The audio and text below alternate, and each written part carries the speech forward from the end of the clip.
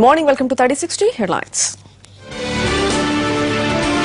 తాగి వాహన నడిపితే వీసాకు ఎసరు డ్రంక్ అండ్ డ్రైవ్ కేసులపై పోలీసుల కఠిన చర్యలు.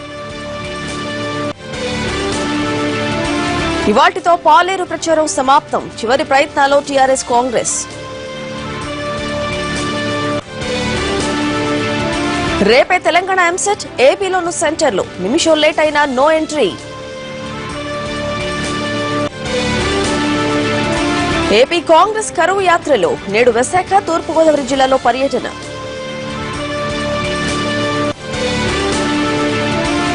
ఆస్ట్రేలియాలో పెరిగిన కంగారుల సంఖ్య 2000 జంతువుల్ని చంపేయాలని నిర్ణయం. తిరుగులేని పంచుతో అదరగొట్టిన విజేందర్ వరుసగా 6వ బౌట్లోనూ గెలుపు.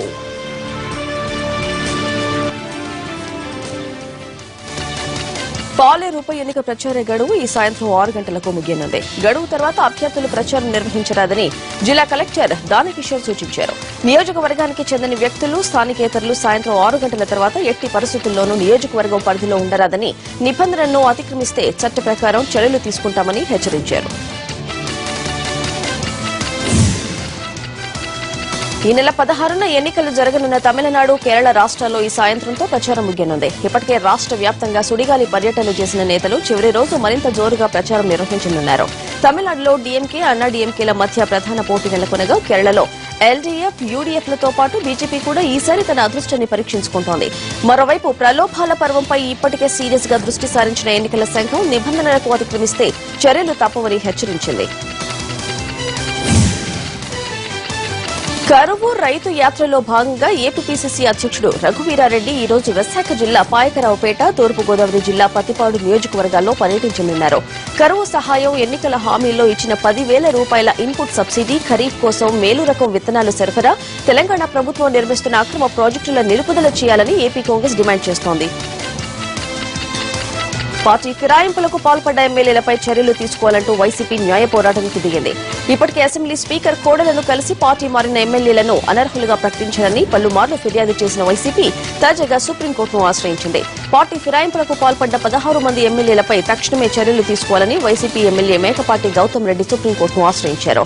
ఒక పార్టీ గుర్తుపై ఎమ్మెల్యేగా గెలుపొంది మరో పార్టీ కండువా కప్పుకున్న 16 మంది ఎమ్మెల్యేలను అనర్హులుగా ప్రకటించాలని మేకపాటి పిటిషన్లో పేర్కొన్నారు. స్పీకర్తో పాటు పార్టీ మారిన ఎమ్మెల్యేలు అందరినీ ప్రతివాదులుగా చేర్చారు మేకపాటి.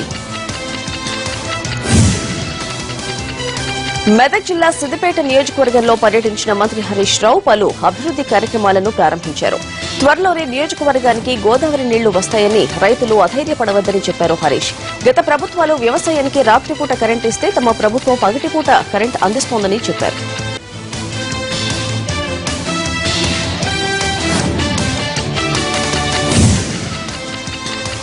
ఏపీ మంత్రి దేవినేని ఉమామహేశ్వరరావు కర్నూలు జిల్లాలోని ప్రాజెక్టులను పరిశీలించారు. గాలేరు నగరి వరద కాలువ పనులతో పాటు దద్దనాళ్ల ప్రాజెక్టులో పనులపై సమీక్షించారు.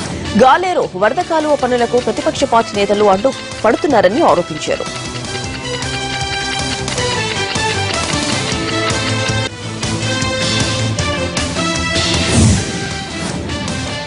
తెలుగు రాష్ట్రాల్లో ఐఏఎస్ అధికారుల విభజన పూర్తయింది. విభజనలో భాగంగా తెలంగాణకు 45 మంది ఐఏఎస్లు పెరిగారు. రాష్ట్రంలో ప్రస్తుతం ఐఏఎస్ల సంఖ్య 163 ఉండగా తాజా పెంపుతో 208కి చేరింది. ఇందులో 145 మంది ఐఏఎస్లు డైరెక్టర్ రిక్రూటీలు కాగా 63 మంది కన్ఫర్డ్ ఐఏఎస్లు. వీరిని శాఖల వారీగా అవసరాలకు అనుగుణంగా వినియోగించుకునేందుకు కేంద్రం వెసులుబాటు కల్పించింది.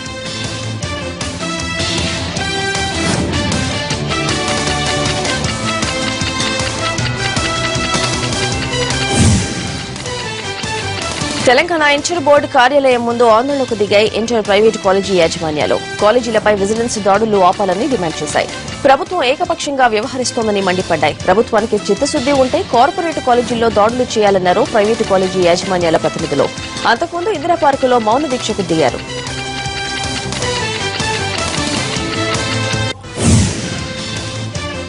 విదేశాలకు వెళ్లాలనుకునేవారు ఇకపై హైదరాబాద్ లో జాగ్రత్తగా వాహనం నడపాల్సి ఉంటుంది. లేకుంటే వారి వీసా దరఖాస్తు తిరస్కరణకు గురవుతుంది.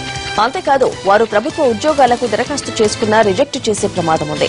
త్వరలోనే ఈ మేరకు నిబంధనలు అమలు చేయాలంటూ ప్రభుత్వానికి నివేదిక పంపనున్నట్లు నగర పోలీస్ కమిషనర్ మహేందర్ రెడ్డి చెప్పారు. 2011 నుంచి ఇప్పటి వరకు నమోదైన 62,000 డ్రంక్ అండ్ డ్రైవ్ కేసుల్లో 18-30 ఏళ్ల వారు 30,000 మందికి పైగా ఉన్నారని ఆయన వివరించారు. ఖమ్మం జిల్లాలోని భద్రాచలం కేంద్రంగా కొత్త జిల్లాను ఏర్పాటు చేయాలని డిమాండ్ చేస్తూ జిల్లా సాధన కమిటీ ఆధ్వర్యంలో రిలే నిరాహార దీక్షలు కొనసాగుతున్నాయి. 5వ రోజు దీక్షల్లో ఆదివాసీ మహిళలు పాల్గొని తమ డిమాండ్ వినిపించారు. ఆదివాసీలు అభివృద్ది చెందాలంటే భద్రాచలంను జిల్లా కేంద్రంగా ప్రకటించాలన్నారు.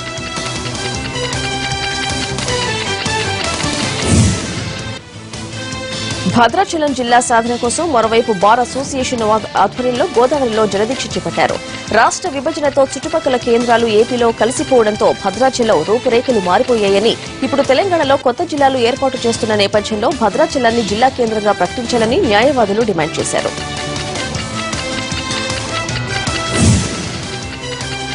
ములుగును జిల్లా చేయాలంటూ వరంగల్ జిల్లా మేడారం నుంచి ములుగు వరకు పాదయాత్ర చేపట్టారు అఖిలపక్ష నేతలు. 3 రోజుల కిందట చేపట్టిన ఈ పాదయాత్ర ములుగులోని ఆర్డీఓ కార్యాలయానికి చేరుకుంది. గతంలో కేసీఆర్ సమ్మక్క సారలమ్మ జిల్లాగా ములుగును చేస్తానని హామీ ఇచ్చిన నేతలు ఆ మాటను నిలబెట్టుకోవాలని ఆర్డీఓకు వినతి పత్రం ఇచ్చారు. అన్ని పక్షాల నేతలు పట్టణంలో భారీ ర్యాలీ చేపట్టాయి. జిల్లా చేసేంత వరకు ఉద్యమాన్ని ఆపబోమని హెచ్చరించారు.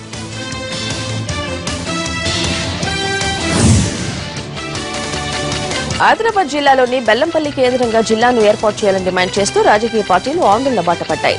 ప్రభుత్వ భూములు ఎక్కువగా ఉన్న బెల్లంపల్లినే జిల్లాగా ప్రకటించాలని డిమాండ్ చేస్తూ కొంతమంది నేతలు నిరాహార దీక్షలు చేశారు. మరోవైపు ఆసిఫాబాద్ ను జిల్లాగా ప్రకటించాలన్న డిమాండ్లు కూడా వినిపిస్తున్నాయి.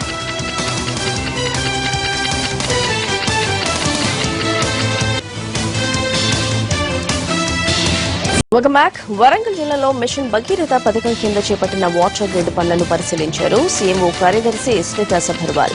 హెలికాప్టర్ ద్వారా జిల్లాకు చేరుకున్న మిషన్ భగీరథ బృందం గణపురం చెరువును సందర్శించారు. అలాగే జోగంపల్లిలో పర్యటించారు. అయితే పనులు నడకన సాగడం పట్ల అసహనం వ్యక్తం చేశారు. పనులు వేగవంతం చేయాలని ఆదేశించారు.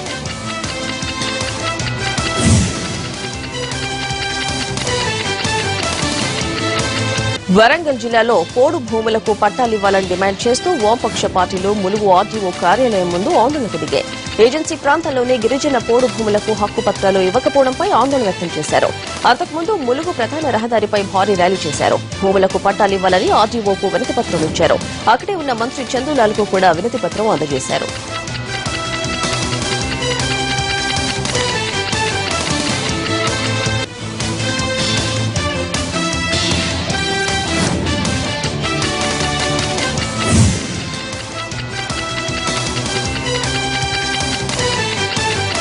అగ్రిగోల్డ్ డిపాజిట్ల కేసులో అరెస్ట్ అయిన సంస్థ చైర్మన్ అవ్వ వెంకట రామారావు, ఎండీ అవ్వ వెంకట శేషు నారాయణలకు షరతులతో కూడిన బెయిల్ మంజూరైంది. ఒక్కొక్కరికి 2 హామీదారులు 5 లక్షల రూపాయల చొప్పున పూచీకత్తు సమర్పించాలని, పాస్పోర్టును సీఐడీ అధికారులకు అప్పగించాలని ఏలూరులోని జిల్లా న్యాయస్థానం శుక్రవారం ఉత్తర్వులు జారీ చేసింది. అలాగే దేశం విడిచి వెళ్లకూడదని ప్రతి బుధవారం రాజమండ్రిలోని సీఐడీ కార్యాలయంలో హాజరు కావాలని జిల్లా న్యాయమూర్తి ఆదేశించారు.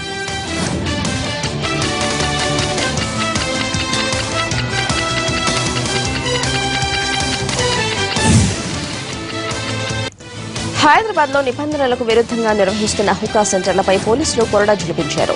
జూబ్లీహిల్స్, బంజారాహిల్స్ లలో ఉన్న హుకా సెంటర్లపై ఆకస్మిక తనిఖీలు చేసిన పోలీసులు నిబంధనలు పాటించని బార్లు, పబ్బులు, హుకా సెంటర్ల నిర్వాహకులపై కేసులు నమోదు చేశారు.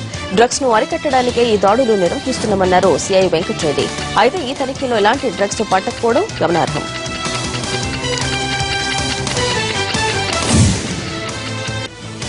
కృష్ణా జిల్లా పుష్కరాల కోసం ప్రత్యేక ఏర్పాట్లపై గుంటూరు రైల్వే స్టేషన్లో రైల్వే అధికారులతో సమీక్ష సమావేశం నిర్వహించారు రైల్వే జీఎం రవీంద్ర గుప్తా.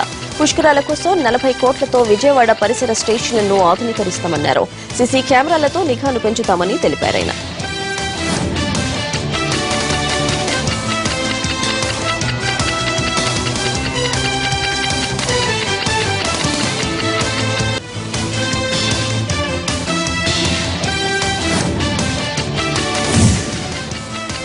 మహబూబ్ నగర్ జిల్లా ఎలికట్ట గ్రామ శివార్లలోని ఓ ఐరన్ పరిశ్రమలో ప్రమాదం జరిగింది. ద్రవ రూపంలో ఉన్న ఇనుమును తరలిస్తుండగా పొరపాటున అది ఒలికిపోయింది.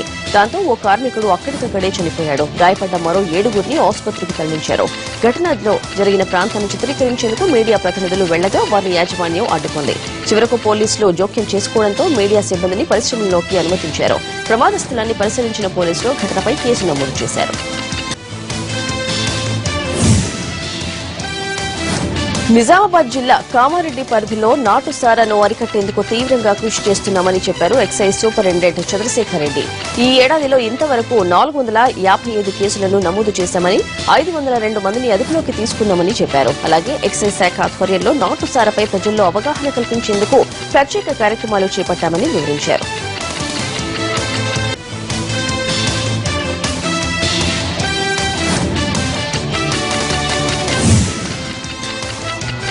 నల్గొండ జిల్లా జైలు ఆవరణలో నూతనంగా ఏర్పాటు చేసిన పెట్రోల్ బంక్ ను జైళ్ల శాఖ డీజీపీ వినయ్ కుమార్ సింగ్ ప్రారంభించారు.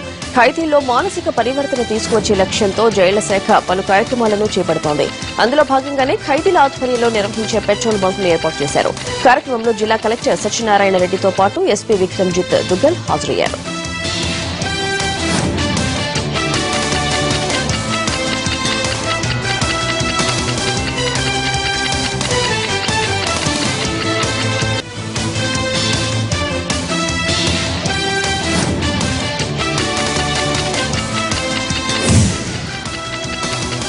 ఆదిలాబాద్ జిల్లా ఇచ్చోడ జాతీయ రహదారిపై కొంతమంది గుర్తు తెలియని వ్యక్తులు భారీ మొత్తంలో కరెన్సీ నోట్లను ముక్కలు చేసి పడేశారు.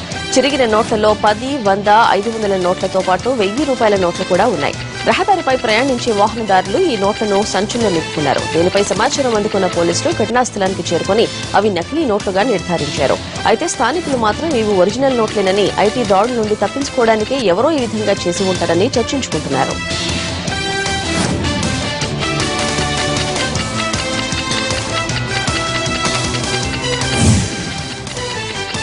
అక్టోబర్ నుంచి అమల్లోకి రానున్న ఆస్తి పన్ను పెంపును నిరసిస్తూ మెదక్ జిల్లా దుబ్బాక నగర పంచాయతీ ముందు ధర్నాకు దిగింది బీజేపీ.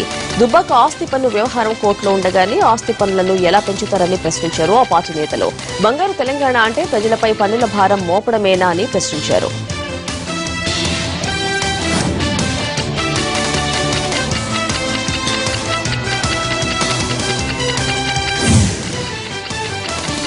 మరో short break, stay tune.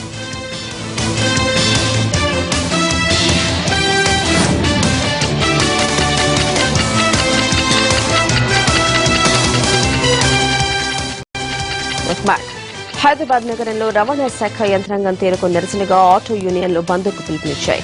Traffic రవాణా తూనికల కొలతల అధికారుల వేధింపులు ఆపాలంటూ ఈ నెల 16 నుంచి ఆటో యూనియన్లు బంద్కు ప్రకటించాయి. ఈ మేరకు శుక్రవారం సంబంధించిన శాఖల అధికారులకు యూనియన్లు నాయకులు నోటీసులు అందజేశారు.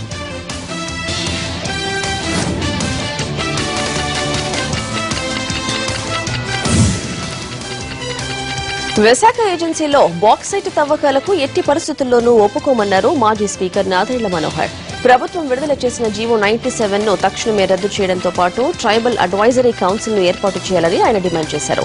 బాక్సైట్ తవ్వకాలకు బీజం పడింది టీడీపీ హయాంలోనేనన్న మనోహర్ తవ్వకాలను అడ్డుకునేందుకు న్యాయ పోరాటం చేస్తామన్నారు.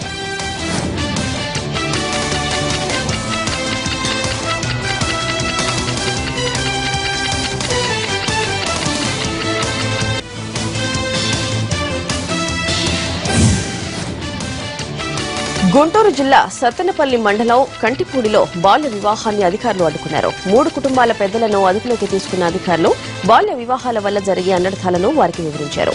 అలాగే నిబంధనలకు విరుద్ధంగా బాల్య వివాహాలు జరిపిస్తే చట్టపరంగా తీసుకునే చర్యలపై కూడా వారికి కౌన్సిలింగ్ ఇచ్చారు.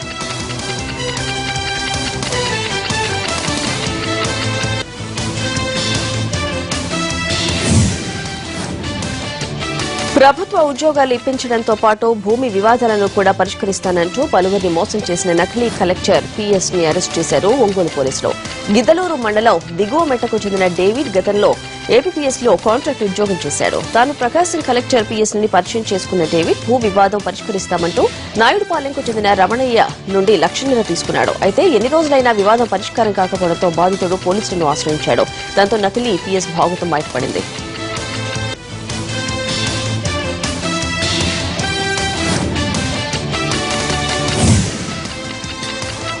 నిజామాబాద్ జిల్లా బాన్సువాడ పట్టణంలో 3 రోజుల పాటు జరిగే బేతాళ స్వామి జాతర ఘనంగా ప్రారంభమైంది. గ్రామ సేవకులే పూజారులుగా పూజలందుకునే ఈ జాతరకు భక్తులు పెద్ద సంఖ్యలో హాజరయ్యారు. మొదటి రోజు బేతాళుడికి భక్తులు పూజలు చేశారు. జాతరలో భాగంగా స్థానిక జూనియర్ కాలేజ్ మైదానంలో ఏర్పాటు చేసిన కుస్తీ పోటీలకు ఇతర రాష్ట్రాల నుండి కూడా మల్లయోధులు తరలొచ్చారు.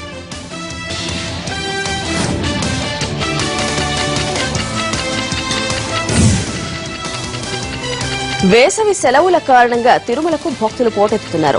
ఏపీ, తెలంగాణలో 10వ తరగతి పరీక్ష ఫలితాలు వెలువడ్డం, వారంతపు సెలవులు కావడంతో స్వామివారి దర్శనం కోసం భారీగా భక్తులు తరలిస్తున్నారు. నిన్న 31 కంపార్ట్మెంట్లు నిండిపోగా బయట కిలోమీటర్ మేర క్యూలో జనం నిరీక్షించారు.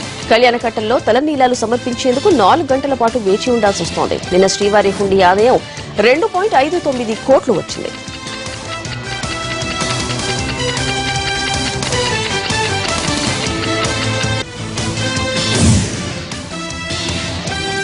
లాతూరు జిల్లా కలెక్టర్ కు పంపించిన 4 కోట్ల రవాణా బిల్లును రైల్వే శాఖ వెనక్కి తీసుకుంది. మహారాష్ట్రలోని కరువు పీడిత ప్రాంతమైన లాతూరుకు రైలు ద్వారా నీటిని సరఫరా చేసినందుకు అక్కడి కలెక్టర్ కు 4 కోట్ల బిల్లును రైల్వే శాఖ పంపించింది.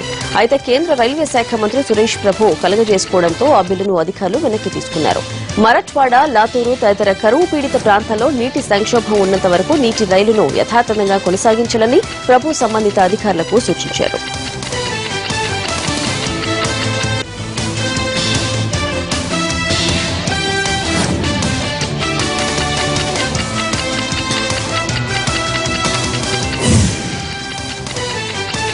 కాన్పూర్లో ఈవ్ టీజింగ్ బాధితురాలిపై దాడి జరిగింది. ఓ వ్యక్తి తనతో అసభ్యంగా ప్రవర్తించాడంటూ పోలీసులకు ఫిర్యాదు చేయడానికి వచ్చిన మహిళపై ఎదురు దాడి చేశారు ఈవ్ టీజర్ బంధువులు.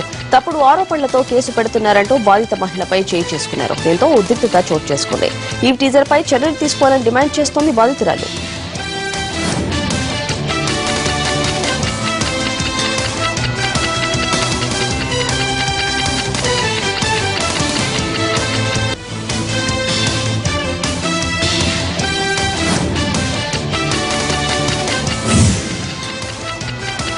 బీహార్లో మహిళా పోలీస్ ఆటో డ్రైవర్ దుమ్ము దులిపింది. ఈవ్ టీజింగ్ కు పాల్పడిన ఆటో డ్రైవర్ ను మెడపెట్టి జీప్లో పడేసింది. ఈవ్ టీజింగ్ పై ఎన్నో అవగాహన కార్యక్రమాలు చేపట్టినా మార్పు రావడం లేదు. ఇలాంటి సమయంలో ఈవ్ టీజింగ్ చేస్తూ దొరికిపోయిన ఆటో డ్రైవర్ ను చితకబాదింది మహిళా పోలీస్.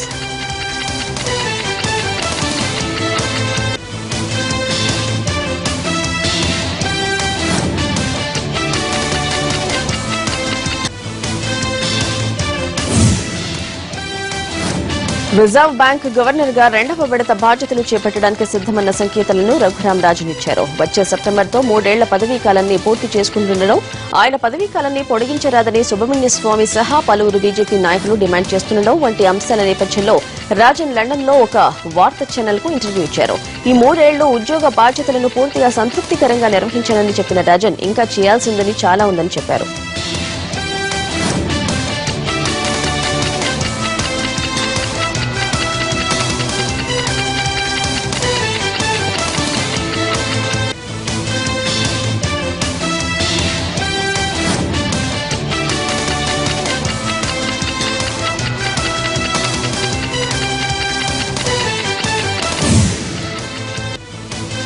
ఇరాక్ రాజధాని బాగ్దాద్ మరోసారి ఆత్మాహుతి దాడితో దద్దరిల్లింది. 2 రోజుల క్రితమే జరిగిన ఉగ్ర దాడిలో సుమారు 100 మంది దుర్మరణం పాలైన ఘటన ఇంకా మర్చిపోకముందే మరో ఆత్మాహుతి దాడి జరిగింది. బాగ్దాద్ కు 80 కిలోమీటర్ల దూరంలో ఉన్న బలాద్ లోని ఓ కెఫేపై ఉగ్రవాదులు దాడి చేశారు. ఈ దాడిలో 13 మంది మరణించారు, మరో 15 మంది గాయపడ్డారు. కాగా ఈ ఘటనకు పాల్పడింది తామేనని ఇస్లామిక్ స్టేట్ ప్రకటించింది. ఆస్ట్రేలియాలో కంగారుల సంఖ్యను తగ్గించడానికి అక్కడి ప్రభుత్వం చర్యలు తీసుకుంది. ఏటా భారీగా పెరుగుతున్న కంగారుల వల్ల ఆస్ట్రేలియాలోని వృక్ష సంపద బాగా దెబ్బతింటోందట.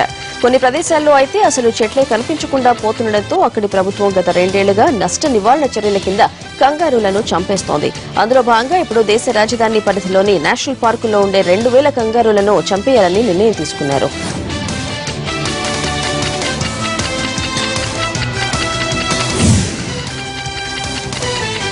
రానున్న 2-3 రోజుల్లో రుతుపవనాలు అండమాన్ నికోబార్ దీవులను తాకడానికి అనుకూల పరిస్థితులు ఉన్నాయని భారత వాతావరణ శాఖ వెల్లడించింది. మరోవైపు నైరుతి బంగాళాఖాతంలో ఏర్పడిన ఉపరితల ఆవర్తనం సముద్ర మట్టానికి 3 కిలోమీటర్ల ఎత్తులో కొనసాగుతోంది. అది ఈ రోజు అల్పపీడనంగా మారనుంది. ఈ నెల 16 నాటికి మరింత బలపడి వాయుగుండంగా మారవచ్చని ఐఎండీ పేర్కొంది.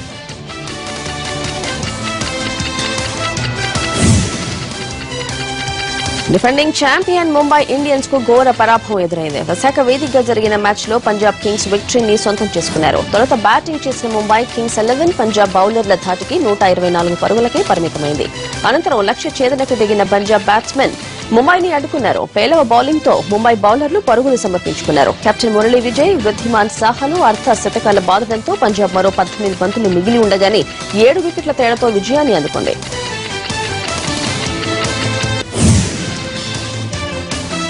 ప్రో బాక్సింగ్ లో విజేందర్ విజయాలతో ముందుకు సాగుతున్నాడు. తాజాగా ఇంగ్లాండ్ లోని మాక్లూన్ స్టేడియంలో జరిగిన బౌట్ లో 3 రౌండ్లోనే ప్రత్యర్థి సోల్డాలో మట్టి కనిపించాడు. తొలి రౌండ్ నుంచి ఆధిక్యం కనబర్చిన విజేందర్ అదే ఫామ్ కొనసాగిస్తూ ప్రత్యర్థికి అవకాశం ఇవ్వకుండా ముందుకెళ్లాడు.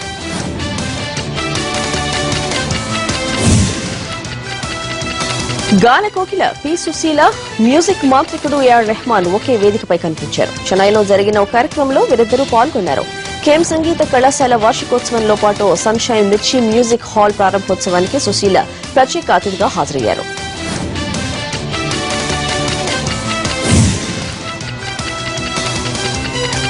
రజనీకాంత్ హీరోగా తెరకెక్కిన కబాలి ఆడియోను ఈ నెల 31న, మూవీని జులై 1న విడుదల చేయాలని నిర్మాతలు భావిస్తున్నారు. ఉదయం చెన్నైలో తమిళ వర్షన్ ఆడియోను, అదే రోజు సాయంత్రం తెలుగు వర్షన్ ఆడియోను రిలీజ్ చేసే ప్లాన్ లో ఉన్నారు. రాధిక ఆప్టే హీరోయిన్ గా నటిస్తున్న ఈ చిత్రానికి సంతోష్ నారాయణన్ సంగీతం అందించారు. మరోవైపు ఇటీవల విడుదలైన ఈ చిత్ర టీజర్ అభిమానుల్లో ఉన్న ఎక్సైట్మెంట్ ను మరింత పెంచింది.